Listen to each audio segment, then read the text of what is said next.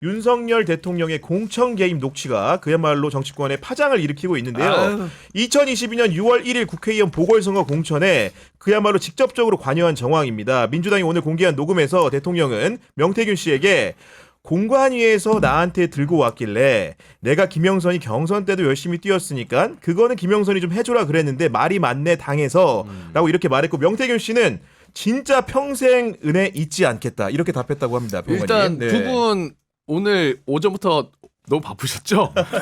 예. 원래 바쁜데. 네, 오늘은 더 내용도 이제 핫하기도 하고, 그렇죠? 네. 어떻게 보셨습니까? 오늘 할 얘기가 굉장히 많은데, 네.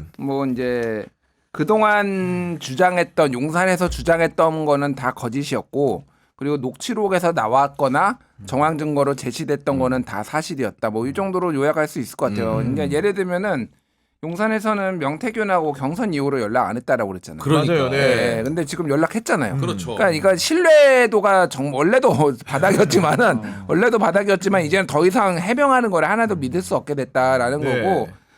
오빠 이거 격가지 같은 건데 이게 친오빠냐 서결이 오빠냐가 아니고 맞아요. 이렇게 논쟁이 있었는데 친오빠라고 했는데 여기에서도 보면은 뒷부분에 보면 이제 오빠 얘기가 또 나오잖아요. 지가 또 제대로 죄송합니다. 이런 정정 등등의 이제 상황을 봤을 때 이거는 지금까지 나왔던 그리고 명태균이 부분적으로 공개했던 캡처라든지 이런 것들이 어느 정도는 이제 진실성이 있다라고 보면 될 것 같고, 이제 가장 중요한 거는 뒤에 좀 우리가 자세히 얘기하겠지만은 결국은 검사 윤석열이 대통령 윤석열의 목을 조이고 있다. 그러니까요. 윤적윤. 그죠? 윤적윤. 그 정도가 조금 핵심적인 게 이제 될 것 같아요. 예.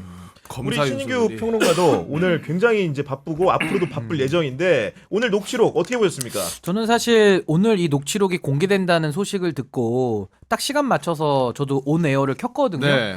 정말 들으면서 솔직한 마음이 어땠어요? 참 너무 부끄러움을 넘어서서 참담한데 진짜 손이 덜덜덜 떨렸습니다. 이걸 육성을 들으면서 그게 분노일 수도 있고 여러 가지 복합적인 감정이었는데, 우선 오늘 중요한 게 뭐냐면 이 물증이 나오면서 그 육성이 그대로 이제 재현이 되면서 그동안에 전원의 전원이다, 기사가 다 거짓이다, 허구다, 이 거짓말들이 그냥 한 번에 다 와르르 탄핵되고 무너지는 느낌? 이게 하나 들었고요. 그리고 두 번째는 이게 지금 파편들이 막 그 시간 순서가 섞여가지고 쏟아지다 보니까 국민들께서도 굉장히 혼란스러우셨을 거예요. 이게 언제 때에 어느 선거 또 어떤 개입 이게 잘 모르니까. 근데 이게 전체적인 숲을 이제 보고 다시 들어가서 보니까 이제 나무가 보이고 잎사귀가 보이고 뿌리가 보이기 시작했다. 그래서 저는 이게 이제 국민들께서 이 정도로까지 언론에서 공들여서 취재를 하잖아요. 정말 수사가 되게 수월할 것 같아요. 증거가 다 나와버렸거든요. 그러니까 더 이상 강제 수사를 통해서 조금의 퍼즐만 더 보완이 되면 이 사안은 아주 말끔하게 정리할 수 있겠다. 그래서 저는 이 일을 위해서 수고한 우리 언론인분들하고 또 특히나 공익제보자 강혜경 씨와 김태열 소장님이 목숨을 걸고 그분들이 지금 진실을 규명하려고, 또 게다가 본인들의 위법성까지도 일부 시인하면서 이걸 지금 하고 있는 거기 때문에 전 그분들의 용기에 진심으로 경의를 표하고 박수를 보냅니다. 우리 신인규 대표의 말대로 이 녹취가 사실은 5월 9일이라는 점이 중요합니다. 5월 10일에 취임을 했고 사실 그날 재보궐 공천이 이루어졌거든요. 창원 의찬 지역을 상대로 한 전략 공천이 이루어진 날이라는 것이고 10일 날 그랬다는 거고, 녹음 파일을 좀 소문해서 살펴보면은 일단은 공관위에서 나한테 들고 왔길래라는 대목이 등장하는데, 김준일 평론가님, 이건 당무 개입 소지가 있지 않습니까? 용상현 의원은 지금 내가 안 들고 갔다.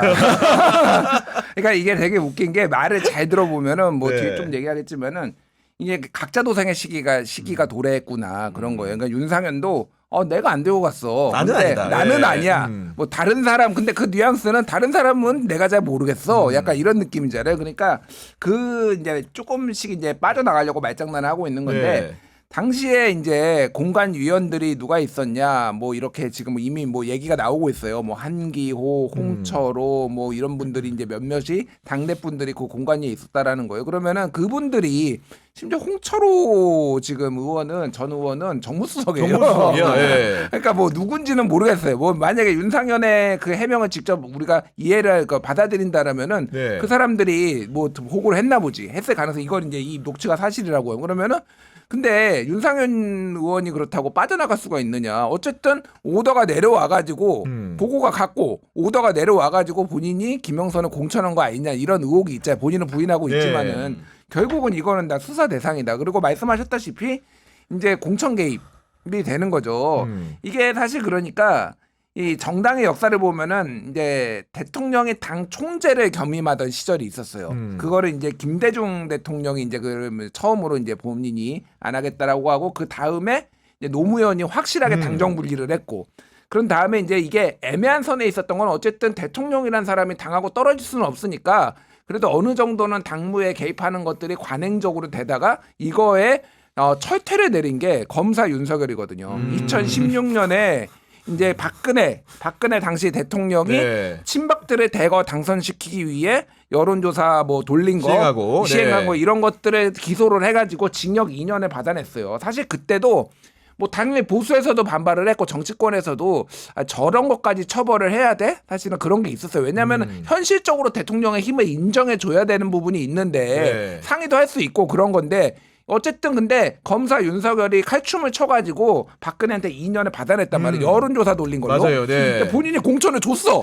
여론조사 돌린 게 징역 2년인데 본인이 공천을 줬다고 지금 했잖아. 맞아요. 예. 이거는 최대 징역 5년이에요. 그러니까 형량으로. 아, 그렇지. 그러면서 네. 이제 그 대통령실 해명을 여기에 덧대어 보면은 그 공관위로부터 공천 관련 보고를 받은 적도 없다고 했고 공천을 지시한 적도 없다고 했습니다. 그러면서 공천 결정권자는 누구예요? 이준석 대표와 윤상현 위원장이다 이렇게 말합니다. 근데 이제 이런 대통령실의 해명은 녹취록의 윤석열과 오늘자 윤석열이 또 싸우고 있는 이게 안 맞잖아요 말이. 아니, 보고를 받았다며요 들고 왔다며요. 근데 오늘 와서 네. 또 보고 안 받았다 이러면은 말이 또 안 맞잖아요. 네. 그러니까 이런 걸 좀 한 3번 생각하고 한번 말했으면 좋겠다라는 충원을 드리고요.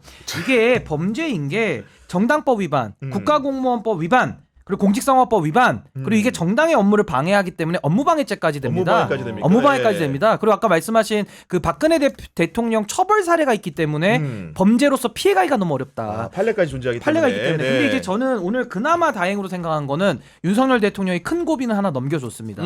왜냐하면 저 육성 나왔을 때 저거 위조됐다. AI 윤석열이다. 누가 또 성대모사 따라했다라고 하면 이상민 아니냐? 막. 아니 이러면은 또 음성 분석가 오면은 또 분석을 해도 이것도 좌파다 또 이럴 수 있거든요. 네. 저 그거 굉장히 염려하고 있었는데 오늘 그건 다행히도 아니었고 귀 고막을 의심하진 않았고 뭔가 이렇게 기억에 차고 내지는 뭔가 그 내용 구성 면에서 피해 가려는 그런 네. 전략을 취한 것 같아서 그러니까요. 그건 네. 제가 하나 칭찬합니다. 그나마 많이 나아졌고요. 저는 너무 재밌었던 게 이상민 크리에이터의 해명이 이렇게 주목받는 것도 너무 웃겼어요. 아니, 저 아닙니다. 저 아닙니다. 아니 근데 제가 지금 주목하는 건 뭐냐면요. 이 죄수의 딜레마 상황이 이제 본격적으로 발생한 겁니다. 죄수의 딜레마가 뭐냐면요. 서로 다 같이 침묵할 때는 괜찮아요. 그럼 넘어갈 수도 있어요. 근데 어디 하나가 흔들리기 시작하잖아요. 와르릅니다. 그럴 네. 때는 서로 자기 거부터 먼저 불어야 되기 때문에 오늘도 보십시오. 대통령실 입장 나오고요. 이준석 당시 당대표 입장 입장 나오고요. 나왔죠. 네. 윤상현 공관위원장 입장 나왔잖아요.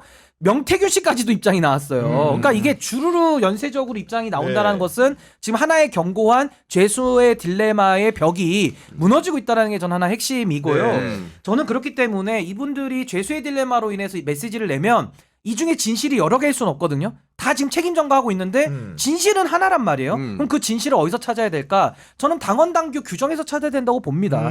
자꾸 이준석 의원이 나는 뭐 피해자였다, 나는 힘없는 당대표였다. 이 사실에 안 맞아요. 왜냐하면 이준석 의원이 축출된 거는 2022년 7월달 이후고요. 시점이 네. 일단 안 맞고 2022년 5월달 기준으로 국민의힘의 당원 당규 찾아보십시오. 공관위원을 어떻게 구성하냐면요. 당대표가 임명하게 돼 있습니다. 그 최고위원회 의결하게 돼 있고요. 공직 후보자 추천도 똑같은 구조로 돼 있습니다. 그러면 당대표가 윤상현 공관위원장을 1인 위임하는 것, 임명하는 것 자체도 당대표의 권한이거든요. 책임을 같이 지는 겁니다. 권한만 행사하고 책임은 안 지겠다? 이거 전형적으로 윤석열 수법이거든요. 이런 거 하면 안 된다. 그래서 저는 이준석 의원이 당대표로서 당시에 일단은 책임이 일정 부분 있어요. 근데 그것이 어느 정도까지 공모를 한 거냐 아니면 묵시적 방조만 한 거냐 아니면 정말 몰랐는데 무능해서 당한 거냐 그건 수사로 밝혀야 되는 겁니다. 그렇겠죠. 그래서 네. 저는 이 사안에 대해서 이제는 수사 대상자들이 좀 많기는 하지만 거의 얼추 정해졌어요. 그러니까 저는 이제 창원지검이 뭐 오늘 압수수색도 하고 명태균 씨에 대해서 수사에 좀 착수한 듯한 모양은 보이고 있는데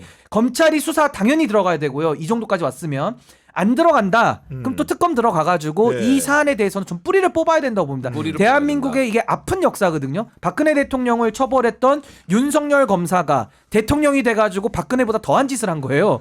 이거 넘어갈 수는 없다고 저는 봅니다. 그리고 녹취를 또 중간에 어떤 내용이 나오냐면 김영선이 경선 때도 열심히 뛰었으니까 이런 표현이 나오면 이 얘기는 뭐냐면 대선 과정에서 김영선 전 의원의 기여를 인정한 셈인데 김영선 전 의원의 활동이라고 한다는 것은 지금 이제 보도에 나오는 대로 미래한국연구소가 그렇지. 여론조사 과정에서 뭔가 이렇게 조력을 했다는 취지의 내용들이 공개되지 않습니까, 변호사님? 그러니까 뭐 모르겠어요. 그러니까 어디까지 네. 인정을 하고 이게 우리가 그 세부적으로 또 뭐 물밑에서 뭘 했는지 우리는 모르잖아요. 모르죠. 자체는 네. 모르니까. 근데 지금의 추정으로 봤을 때는 어쨌든 명태균 씨하고 같이 뭐 이제 묵시적이든 아니면은 뭐 뒤에서 했든 이 여론조사를 많이 네. 중간에서 매개체를 했든 이렇게 한 것으로 보여요. 그러니까 이런 거 사실 대선 캠프에 가면은요. 다 공신이에요. 다 1등 공신이에요. 뭐 네. 2등 공신도 한 명도 없어. 자기가 다 했대. 그 명태균. 그러니까 동네 줘서 그 얘기한 거 아니야? 왜냐면은 김영선이 여론조사 할 때 그 들어갔던 비용을 뭐 예비 후보들이 돈을 냈잖아요. 일부에 이제 당선이 된 다음에 예비후보를 낸 거를 본인이 그 보전받은 선거 비용을 그렇지, 가지고 일부 김영선 이제 줬잖아. 근데 갚아줬다 뭐 이런 그거는 취지의 얘기가 그건 있죠. 뒤에 네. 벌어진 일이기 그렇죠. 때문에 네. 네, 그렇죠. 시기적으로는 네. 그러니까 아, 돈을 오케이, 못 오케이, 받아오 오케이. 3억 7,500만 맞아요. 원을 못 네. 받아오니까 그러면 김영선 공천을 주고 김영선한테 빨대 꽂아서 빨아 먹어라 뭐 이렇게 된 거잖아요. 아, 맞아요. 그런 네. 거예요. 그러니까 그거는 이제 뒤에 돈 뒤에 나오는 얘기는 뒤에 거고. 얘기고 네. 어쨌든 뭐 김영선은 어쨌든 이렇게 강하게 밀었다라는 것만은 확실히 이제 될 수 있고 이준석은 이렇게 봐야 될 것 같아요.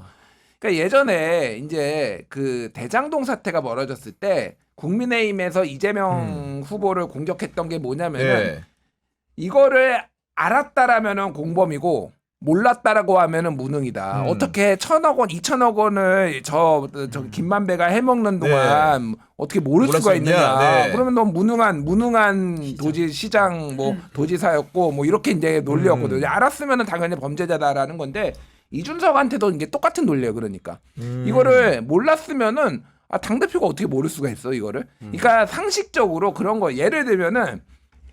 적극적으로 하지 않더라도 이 당에 돌아가는 상황의 당리를 조금만 아는 사람들은 다 알아요. 그러니까 대표한테 보고가 들어갈 수밖에 없어요. 예를 들면은 공관위에서 자기가 직접 이거를 공관위에 행사하지 않더라도 아니 오늘 윤석열 당선인이 대통령이 이쪽에서 좀 얘기해가지고 지금 김영선은 세게 미네요. 이런 것들이 보고가 당연히 되는 거예요. 근데 이거를 못했다? 그러면 진짜 무능한 거죠. 어떻게 당대표로 했는지 그렇죠. 모르겠어. 네. 그러니까 이게 모르겠어. 이제 본인은 무능을 선택을 할 가능성이 높은데 이제 이준석 입장에서는 네. 그런 주장인데 하나 제가 이준석 주장 중에서 받아들일 만한 거는 본인이 명태균한테 직접 이거에 대해서 김영선 좀 해달라고 했는데 나는 노했다라는 거 아니잖아요. 네. 그거는 그러니까 정황상으로 봤을 때는 약간 신빙성은 있는 거죠. 왜 그러니까 이준석한테 안 되니까 김건희한테 간 몰아서 한 거잖아요. 거다. 그러니까 예. 결국은. 그러니까 이준석한테 됐으면은 사실 김건희까지 안 가도 되는 거잖아요. 그러니까 이준석 김건희 선에서 끝내주면은 선에서 끝내주면은 그러니까 명태균의 부탁을 안 들어줬을 가능성은 높은 것 같다. 근데 네. 이준석이 이거를 몰랐다라는 거는 저는 말하기엔 좀, 예. 저는 신뢰할 수 없. 그 말은 신뢰할 좀 수 신뢰할 없다. 수 없. 그리고 당시에 신인규 대표 같은 경우에는 국민의힘에 사실 몸담고 있었잖아요. 그러니까 2022년 6월 1일에 그 재보선이라는 건데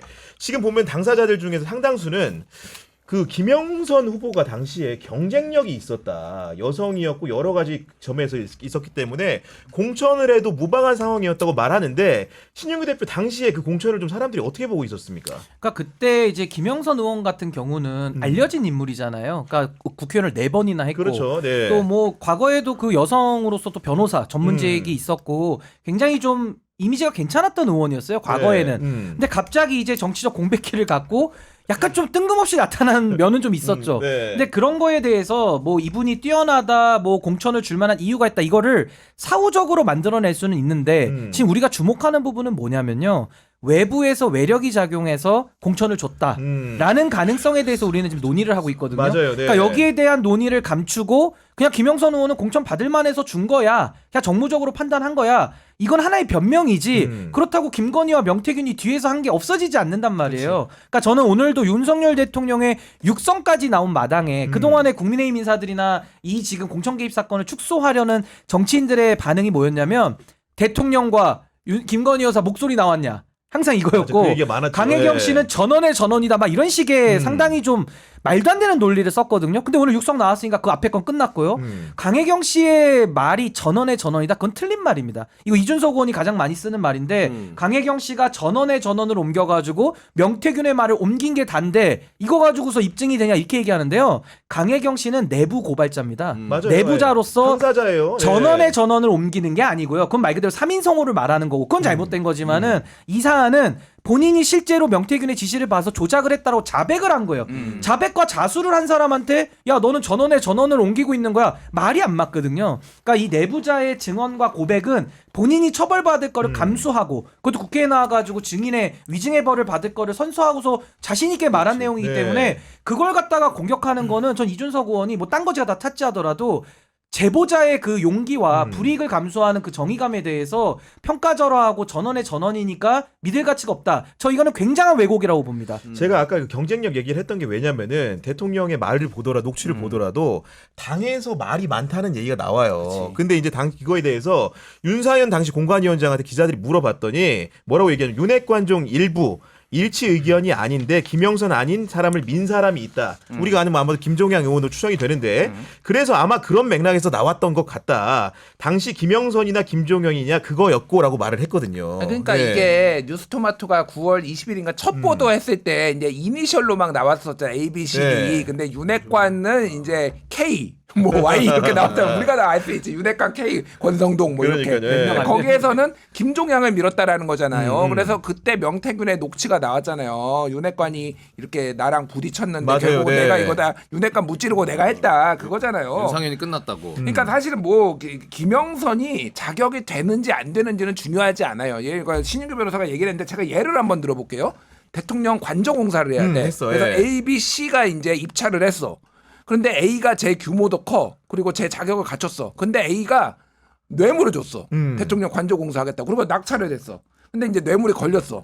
야, 근데 원래 A가 원래 가장 큰 공사인 거 네. 회사니까 여기 주려고 그랬어. 라고 하면 이게 없어지냐고. 불법이죠. 그게 불법이에요. 이거는 명백하게. 네. A가 무슨 자격이 있든 없든 그거하고는 아무 상관이 없는 거예요. 그러니까 이미 뇌물 그러니까 부정이 밝혀졌잖아요. 그러니까 이거는 해괴한 논리다. 그게 보시면 될 것 같고 어찌됐든 그럼에도 불구하고 더 정황은 A가 그러니까 김영선이 최고도 아니었다라는 것들이 지금 다 밝혀진 상황이니 네. 더 억지로 쑤셔 넣었다 밀어 넣었다라는 것까지 이제 나왔다라고 그리고 제가 보면 되는 하나만 거죠. 더 증거를 댈게요. 네. 이거 어떻습니까? 김영선 의원은 당사자거든요.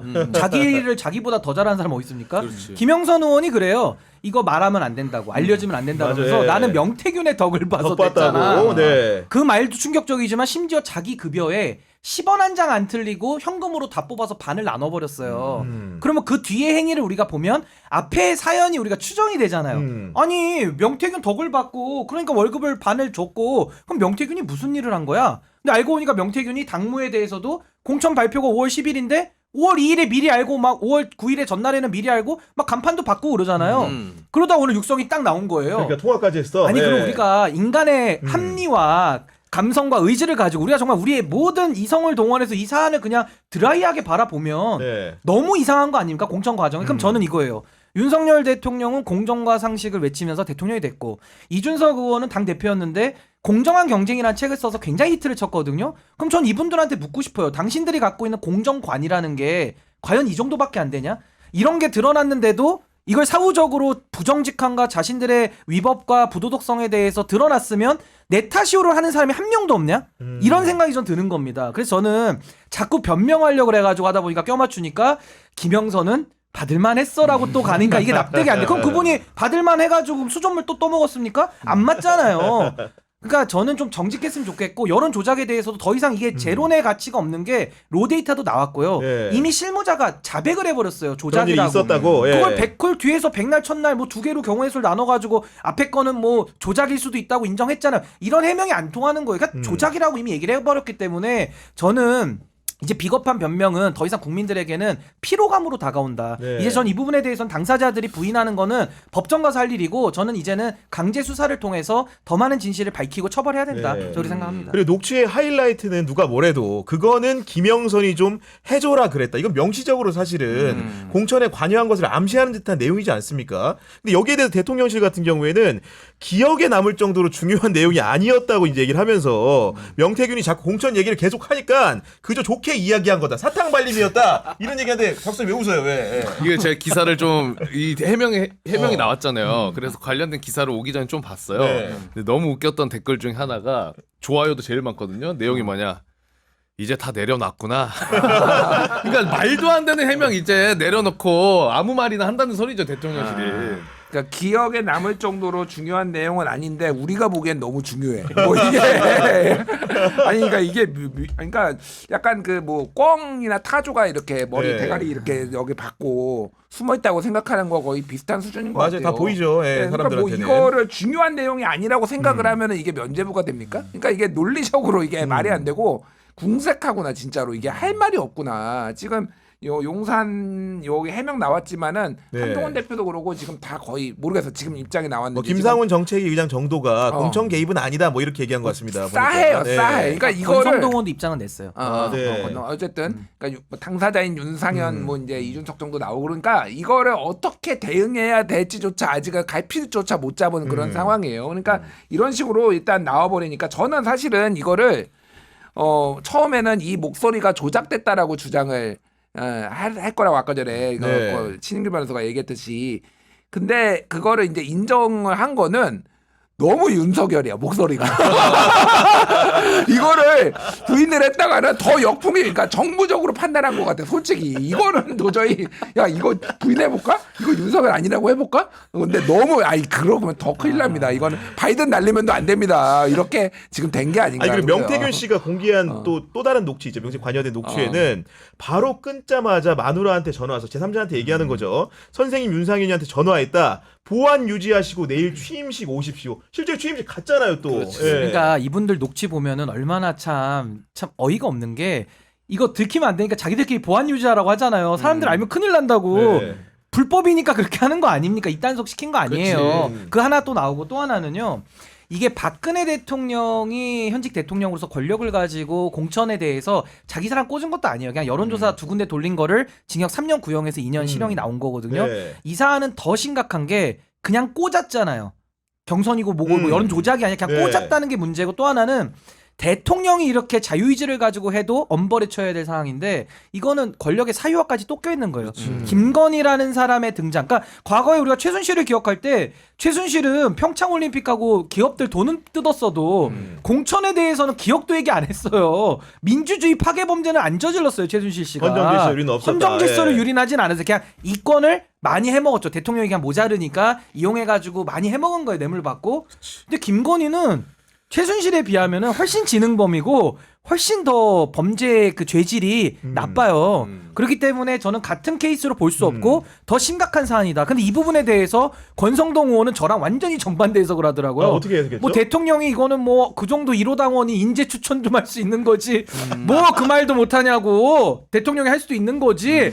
이런 식으로 얘기하니 그러면서 박근혜 사례랑은 너무 다르다고 얘기하시는데 달라요. 더 심각해. 근데 어떻게 그렇게 표현할 수 있는지 그러니까 저는 권성동 의원의 머리가 이해가 안 돼요. 저는. 법정에서 봅시다. 뭐 이 정도 하면 될 것 같고 네. 요 이제 뒤에서 나왔던 게 이게 6월 15일자예요. 네네. 6월 15일자고 앞에 거는 5월 9일자고. 근데 이게 지금 전체적인 맥락으로 봤을 때는 이거를 뒤에 요 부분을 뭐 틀었다 이렇게 보이는 것 같아요. 네. 나중에 그 앞부분 거를 그런 것 같아요. 그런데 이렇게 하잖아요. 지 마누라가 옆에서 아니 오빠 명 선생님 그거 처리 안 했어? 명 선생이 아침에 놀래서 전화 오게 하는 게 대통령 자격이 있는 거야? 라고 명태균 얘기를 그러니까 김건희가 얘기한 거를 이렇게 얘기를 했다. 전화를 전해주는 거죠. 예, 지인한테 예. 얘기를 했다는 그게 6월이라는 거죠? 그게 6월 15일. 15일 날 대화라는 거죠. 한 달 예. 뒤, 한 달여 뒤에. 그러니까 이런 거예요. 그러니까 이 상황을 전체적으로 재구성을 해보면은 그런 거지. 명태균이 5월 9일에 이제 이거 뒤에 얘기를 한 것까지 다 포함해서 구성을 하면 명태균이 5월 9일에 5월 2일 날 어느 정도 언질은 받았지만은 확답을 못 받은 거야. 그 김영선의 공천에 대해서 네. 명태균은 똥줄이 탄 거야. 얘를 공천을 해야지 나도 이제 빨대 꽂아가지고 세비 반띵을 하는데 지금 난리가 난 거야. 그러니까 사모한테 그러니까 사모라고 불렀잖아요. 사모한테 전화를 했어요. 저 사모님 저 그 김영선 공천이 지금 아직 확정이 안 돼서 그러니까 여사가 이제 스피커폰을 킨 거야. 이리 와. 이리 와봐. 오빠 이리 와봐. 딱 앉아. 스피커폰 킨다고 맨날 얘기했잖아요. 그러면서 오빠 명선생 그거 처리 안 했어? 명 선생이 놀라서 아침에 지금 전화 오게 이게 하는 게 이게 맞아? 이게 당신이 대통령 맞아? 이렇게 얘기를 했다라는 그거를 스피커폰으로 지금 다 듣고 있었다라는 거잖아요. 그러니까 윤석열 대통령이 뭐 내가 많이 바빠서 말이야 뭐 이렇게 하다가 그 다음에 공관위에서 나한테 들고 왔길래 내가 다 했어. 뭐 이렇게 당해서 근데 말이 많네 여기까지 이제 되고 그런 다음에 끊은 다음에 다시 김건희가 전화를 했어요. 전화를 한 다음에 선생님, 명 선생님, 윤상현이한테 제가 전화했고요. 네. 예, 걱정하지 않으셔도 됩니다. 보안 유지하시고 내일 취임식 오세요라고 한 다음에 저 명태균은 다음날 실제로 취임식이 열리고 그렇죠. 그런 네. 다음에 뒤에 그 윤석열 대통령 붙인 뒤에 딱 명태균이 잡히잖아요. 네. 그러니까 지금까지 얘기가 나왔던 이거들의 조각조각 있던 게 요거 한 한 번에 통화로 해석이 됐다. 아기가 다 맞아. 그러면은- 네. 오빠까지 다 해결이 된 거야. 그러니까 이게. 그러면 윤석열 대통령이랑 그렇게 전화 끊고 사모랑 명태균 씨랑 통화하고 그리고 나서 강혜경 씨랑 통화를 했다고 봐도 되는 거네. 끝났어가 나오는 끝났어. 거는. 정리했다는 거죠. 윤상현이 끝났어. 그 이제 녹취가 처음에 뉴스토마토가 나왔는데 네. 요거 다음에 나온 거죠. 그래서 이제 다음에. 간판 바꿔라 이제 미리 확정된 걸 알았으니까 네. 실행에 들어간 거죠. 연결이 다 되네. 그리고 강혜경하고 김영선하고 통화를 하니까 강혜경이 대표님 축하드립니다. 에이 축하는 무슨 하면서 아직 하루 남았잖아. 네. 명태균이 입단 소개 이렇게 또 그러니까, 김영선이 맞아요. 얘기를 예. 하잖아요. 도장 요게 찍을 때까지 바뀔 수 있다고. 야, 도장 찍을 때 입단속과 바뀔 수가 보안 있게. 유지가 많이 나오죠. 이렇게 예. 흐름이 하나가 다 서사가 완결이 되는 우리 거예요. 이제 저는 그러네. 이 시점에서 제가 어떤 예를 비교해 보고 싶냐면요. 일반 선거 있잖아요. 네. 그냥 똑같은 선거니까 일반 선거에서는요. 배지가 날아가는 경우가요. 그냥 선거에서 돈 문제. 그러니까 밥 한 번 먹이 잘못 사준다거나 뭔가 그 공직선거법상의 규제가 엄청 많아요. 하나만 어긋나도 100만 원 이상 벌금 나와가지고 배지가 다 날아가거든요. 그만큼 선거의 공정성과 중립성이라는 것은 우리가 목숨 걸고 지켜야 될 가치예요. 근데 이 대통령 선거 아닙니까? 가장 부정과 불법이 없어야 되고 가장 중요한 선거. 게다가 국회의원 선거. 네. 그 대통령 선거에 여론 조작된 걸 가지고서 뭐 비용도 안 주고 뭐 해먹어 가지고 거기에 대한 공로를 인정해서 대가로 국회의원 자리를 선물로 준다. 뇌물이죠 사실상. 이거는요 공직선거법이 아예 상상도 못한 범죄예요. 상상도 못한 범죄.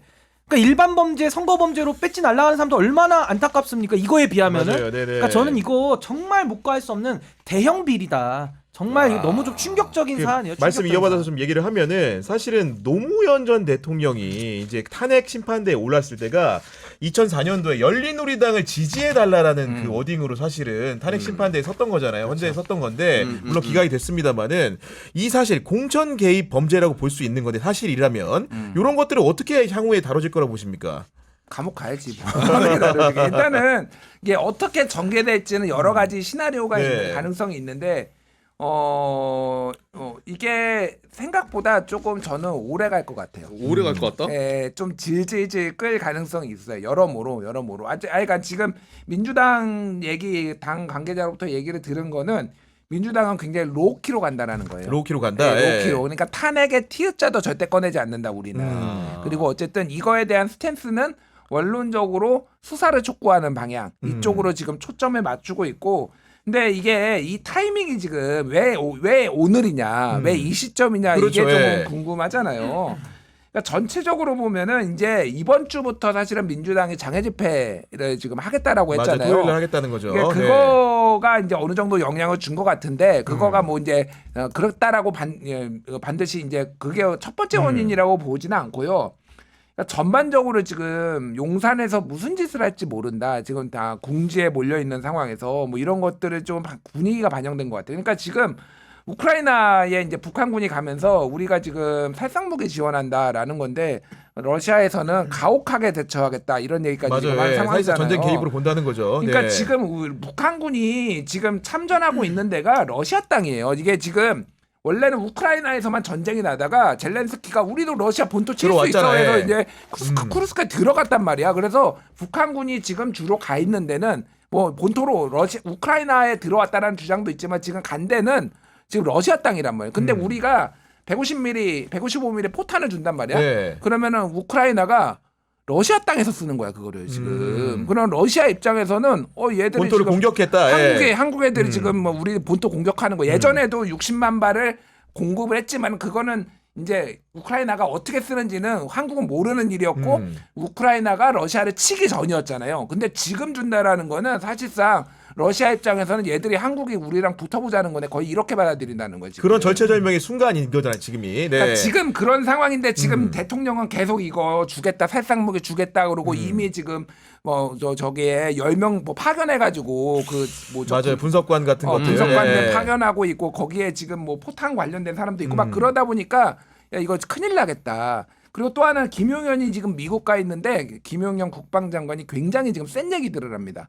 그래서 오물풍선에 대해서도 지금 거기에 맞대응하겠다. 북한의 오물풍선. 근데 우리가 그렇다고 대북전단 민간단체가 몰리는 거를 더 큰 오물풍선을 보내지는 않을 거 아니에요. 네. 그러면 이걸 무인기 또 보내는 거. 아니 그러니까 우리나라가 앞에 거를 보냈는지는 확인이 안 됐지만은 네. 무인기 보낼 수도 있겠다. 그러면은 북한이 주장하는 거는 무인기 보낸데 걔네들이 확인한 바로는 연평도에서 와가지고 평양으로 날라왔다는 네. 거잖아요. 이 서해안으로 해가지고 여기 폭격하겠다, 원전 폭격하겠다라는 거예요. 지금 북한은. 그러니까 평론가님의 얘기는 결국은 이게 내부의 위기를 혹시나 외부의 위기로 치환하는 순간들이 왔을 때 그게 또 예상치 못한 결과를 낳을 수 있다는 우려신 거잖아요. 예. 그러니까 민주당 네. 쪽에서 그런 우려가 실제 있어요. 그러니까 뭐 네. 이제 뭐 그거를 이제 계엄까지 뭐 확대하는 네. 거는 좀 오바지만은 실제 지금 이게 지금 미국이 대선을 앞두고 있어서 굉장히 자제하고 있어서 못하는 거지. 이게 지금 무슨 일이 벌어질지 모르고 게다가 북한이 오늘 ICBM 또 쏘고 지금 맞아요. 네. 우리나라는 합참은 지금 전략자산 전개하겠다고 하고 있고. 그러니까 이게 지금 타이밍을 더 놓쳐서는 안 되겠다라고 네. 지금 민주당에서 판단을 한 거예요. 그러니까 지금. 네.